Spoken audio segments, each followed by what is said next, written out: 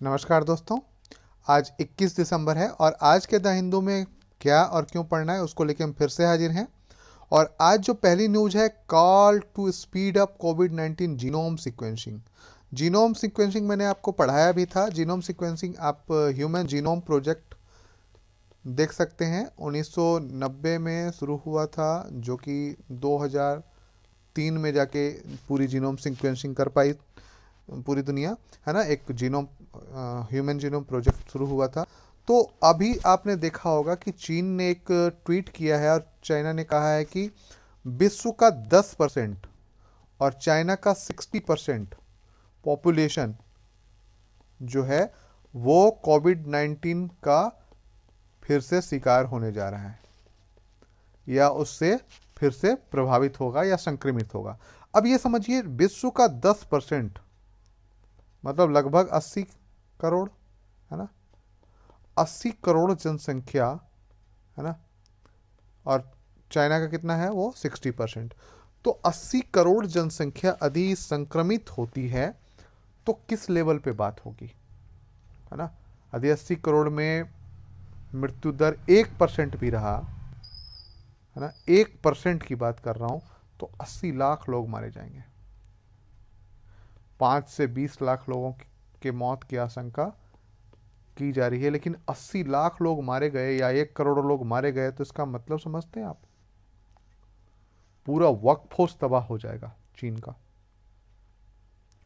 और पूरे विश्व में जैसी मंदी छाएगी वैसी कल्पना भी नहीं की होगी, ऐसी आफत आ सकती है। और यह सिर्फ चीन की बात नहीं है। जापान, यूएसए, कोरिया, इन सब में खूब तेजी से, यूरोपीय देश, उनमें खूब तेजी से कोविड-19 फैल रहा है, बहुत ही तेजी से। और यदि इसको नहीं रोका गया, रोकने के उपाय तो है नहीं, चीन ने हाथ खड़े कर दिए। अब चीन जैसा देश हाथ खड़े कर सकता है तो भारत जैसे देश को क्या करना चाहिए, इसी पे आज मीटिंग हुई है। और एक यहाँ पे देखिए कि new scanner to speed up security check at airports. सभी देशों से जो भी आएंगे बाहर से उनको चेक किया जाएगा रेंडमली, मतलब किसी को भी उठा के चेक कर सकते हैं।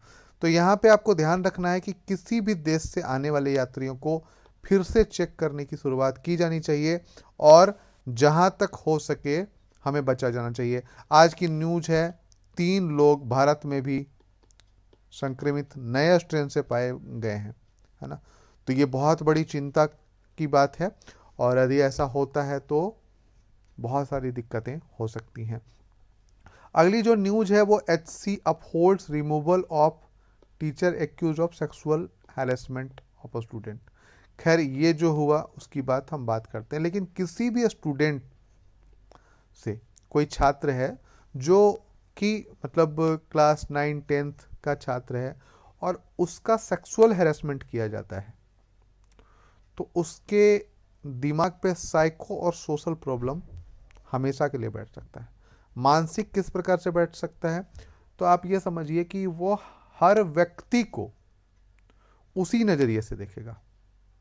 हर व्यक्ति को, चाहे वो बहुत अच्छा रहा हो। जैसे आप ये समझिए कि मान लीजिए कि कोई ऐसा बच्चा है या कोई ऐसी बच्ची है जिसके साथ गलत कार्य हुआ हो, यदि कोई व्यक्ति जो उसके जीवन में बाद में आता है वो सही तरीके से भी उसे छूता है या कुछ करता है, तो उसके दिमाग में एक ही चीज कौंधेगा और वो उसे भी दोषी ही मानेगा या मानेगी। उसे कहेगी कि तुमने मेरे साथ ये गलत काम किया, ये गलत है। उसके मन में एक पूर्वाग्रह बैठ गया होगा और ये उसकी पूरी लाइफ हो जाती है। और इसी पे कोर्ट ने कमेंट किया है कि पूरी तरीके से उसके लाइफ में एक भूचाल सा आ जाता है। जब तक उसको बहुत अच्छे से काउंसलिंग ना की जाए, जब तक उसकी बहुत अच्छे से चीज़ें मिटाई ना जाए, तब तक उसके मन में वही बैठा रहता है। वो हर आदमी को शक की नज़र, चाहे उस कोई मतलब भगवान भी कहीं नहीं हो, उसको भी वो शक की नज़र से देखेगा या देखेगी, है ना। और उस पर भी आरोप लगाने से नहीं चूकेगा या नहीं चूकेगी। ये चीज़ें हैं और वो ज़िंदगी भर बैठ जाती हैं। तो इसी पे बात की गई है कि जो पूरी ज़िंदगी एक व्यक्ति की, एक जो बच्चे की खराब हो जाती है ना। तो तो इस प्रकार की चीज़ों को रोकने के हमें उपाय करने चाहिए। अब यहाँ पे अगली जो न्यूज है वो है फ्लूइड बाउंड्रीज, है ना। फ्लूइड बाउंड्रीज का मतलब जो ऐसी बाउंड्रीज है जिसका निर्धारण एकदम से नहीं किया गया है, जैसे महाराष्ट्र और कर्नाटका के बीच में अभी मामला चल रहा है।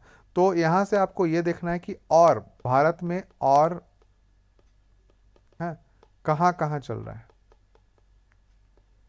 कहाँ कहाँ इंटरस्टेट बाउंड्री पे विवाद चल रहे हैं। हो सकता है यूपीएससी इससे एक बार क्वेश्चन पूछ दे, ठीक है। इसके बाद है वेजिटेबल प्राइसेस, है ना। Vegetable prices in India are a roller coaster. Roller coaster समझते हैं आप? रोड रोलर समझते हैं?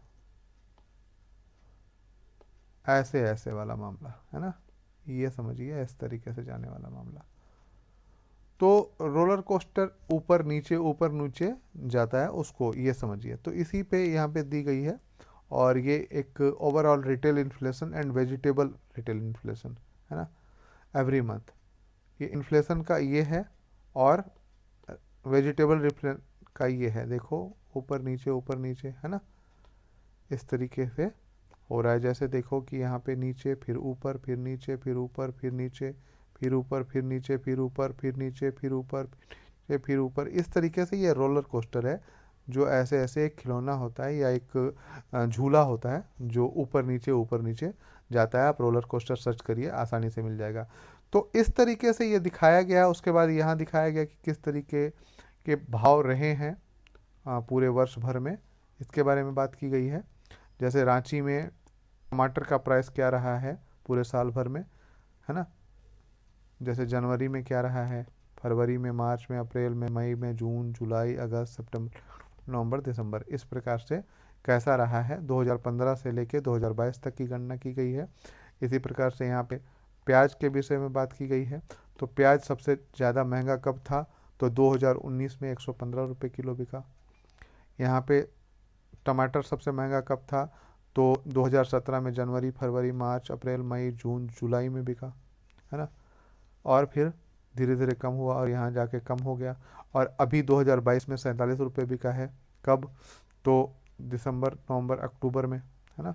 उसी प्रकार से हम यहाँ देखते हैं तो 2022 में पोटैटो जो है या आलू 56 रुपये कब बिका, तो अक्टूबर में बिका, और यह धीरे धीरे फिर कम हो गया यहाँ पे, है ना। तो इस प्रकार से आप देख सकते हैं कि वेजिटेबल के प्राइस, तो जब हम इन्फ्लेशन गिनते हैं, रिटेल प्राइस इन्फ्लेशन, है ना, खुदरा महंगाई दर जब हम गिनते हैं तो उसमें ये भी शामिल होता है, और ये शामिल होने के कारण महंगाई दर बढ़ जाती है। और जिसकी चर्चा हम लोग कल किए थे, पीएम इकोनॉमिक एडवाइजरी काउंसिल ने कल कहा था कि ये जो है वेजिटेबल प्राइसेस जो हैं वो उसको बर्बाद कर रहे हैं। अभी एक और नई मतलब एक जो आर्टिकल है वो न्यू ग्लोबल बायोडाइवर्सिटी फ्रेमवर्क, इसकी भी बात हम कर चुके हैं। तो नया बायोडाइवर्सिटी फ्रेमवर्क किया गया है, इसको आप डिटेल में पढ़ेंगे तो यहाँ से आपको क्लियर हो जाएगा। इसके बाद है इफ नॉट रिफॉर्म यूएन, है ना, will be overtaken by other organisation. यहाँ पे ये कहा गया है कि यदि यूएन का रिफॉर्मेशन नहीं होता है तो कई ऐसे संस्थान हैं जो इसको ओवरटेकन कर लेंगे, है ना, ठीक है। तो ये समझिए कि क्यों कर लेंगे। कि मान लीजिए जैसे परमानेंट सीट है ना, परमानेंट सीट में क्या कर दिया है, वीटो पावर दे दिया गया है। वीटो पावर किसके पास है, तो रसिया के पास है, यूएसए के पास है, यूके के पास है, फ्रांस के पास है और चीन के पास है। तो इनके अलावा यदि कोई कुछ प्रस्ताव लाता है और इसको मंजूर नहीं है या इसको मंजूर नहीं है तो वो क्या कर लेते हैं, वीटो पावर का यूज कर लेते हैं। तो इस तरीके से तो क्या होगा कि कुछ काम ही नहीं होगा। तो इसके जगह में क्या होगा कि दूसरे संस्थान बनने लगेंगे, और दूसरे संस्थान जब बनने लगेंगे तो इसके पास कौन आएगा, है ना। तो इसी पर बात की गई है कि यदि यह नहीं काम करता है तो कई संस्थान जो हैं, अलग अलग संगठन जो हैं, इसको ओवरटेकन कर लेंगे, इसकी महत्ता ही खत्म हो जाएगी। तो इसी पे बात की गई है। तो आप यहाँ पे हो सकता है कि यूपीएससी पूछ दे कि यूनाइटेड नेशन की महत्ता कितनी रह गई है। तो आप कुछ केस ले लेंगे, जैसे रसिया यूक्रेन केस ले लेंगे, या फिर और भी मानवाधिकारों के केस ले लेंगे, उइगुर समुदाय के ले लेंगे। तो इस प्रकार से आप लोग इसका आंसर कर पाएंगे। ठीक है, तो ये आप पढ़ लीजिएगा। इसके बाद जो है 3 more sites added to tentative list of UNESCO, है ना। संभावित जो लिस्ट है उसमें 3 more sites उसको कर दिया गया है। कौन कौन से? तो गुजरात के वडनगर टाउन में आइकॉनिक सन टेम्पल है। मोढेरा का नाम सुना होगा, मोढेरा का सूर्य मंदिर आपने बहुत बार सुना होगा। रॉक कट स्कल्पचर यूनाकोटी, कहाँ पे? त्रिपुरा में। और एक वडनगर टाउन है। ठीक है, तीनों के बारे में डिटेल यहाँ पे दिया गया है। वडनगर यहाँ पे sun temple at a Modhera which is dedicated to sun god, सूर्य देवता के लिए। Such temple which set trends in architectural and decorative details representing Solanki style. Solanki style क्या है इसके बारे में आप पढ़ लेंगे। और सोलंकी स्टाइल के मंदिर और कौन से हैं इसको आप जरूर देखेंगे। ठीक है, उसके बाद है Vadnagar is a municipality Mehsana district, है ना, of Gujarat. A multi layered historic town है। Vadnagar has a recorded past stretching back to nearly 8th century BC. The town still remains a large number of historic buildings that primarily religious and residential in nature, है ना। तो ये है दूसरा। और तीसरा है ऊनाकोटी, और यहाँ पे शिव का वर्शिप है। और यहाँ पे कहा जाता है कि 1 करोड़ में एक कम मूर्तियां हैं। ठीक है, तो ये टेंटेटिव है, संभावित है ना। और ये ह्यूमन क्रिएटिव जीनियस दिखाता है, तो इसके लिए इनको संभावित रखा गया। उसके बाद एक और न्यूज है, navy takes delivery of submarine Vagir, है ना। पनडुब्बी वागीर की डिलीवरी हो चुकी है। कमीशन या उसे शामिल कब कर लिया जाएगा? तो जनवरी में। ये स्कॉर्पिन क्लास है। स्कॉर्पिन क्लास फ्रांस से लिया गया। फ्रांस से लिया नहीं गया है, फ्रांस से तकनीक ली गई है। क्या ली गई है? तकनीक ली गई है। तकनीक क्यों ली गई है? रॉयल्टी दे के। रॉयल्टी देने का मतलब है कि हमको तकनीक दे दीजिए इसको बनाने का, और उसको बनाने के बाद जो मतलब उससे रॉयल्टी उत्पन्न होगी वो आपको हम देंगे। अब इस तकनीक की रॉयल्टी दी जाती है। इसका नाम दिया गया प्रोजेक्ट 75, है ना, प्रोजेक्ट 75। और इसका जो इसमें जो पहला बनाया गया था सबमरीन, उसको INS कलवरी बोला जाता है ना। कलवरी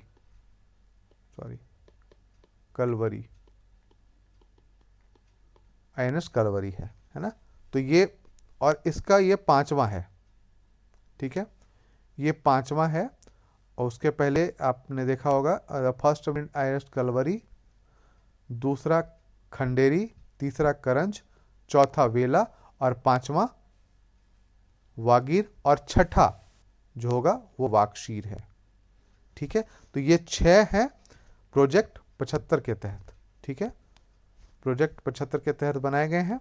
ध्यान रखिएगा, ये जो सबमरीन्स हैं या ये जो पनडुब्बियां हैं, ये डीजल आधारित हैं, है ना। हमारे पास एक परमाणु आधारित भी है जिसको हम INS अरिहंत के नाम से जानते हैं। इसके बाद INS अरिघट शामिल करने वाले हैं। INS अरिघट, है ना, अरिघट शामिल करने वाले हैं। इसके बाद INS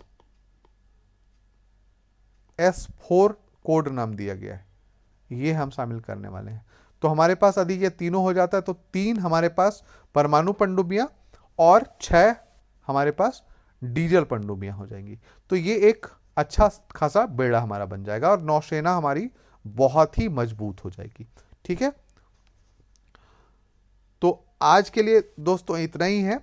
और यदि आपने अभी तक सब्सक्राइब नहीं किया है हमारा चैनल तो प्लीज़ सब्सक्राइब कर लें, और क्या और जानना चाहते हैं इसके बारे में ज़रूर बताएं। धन्यवाद।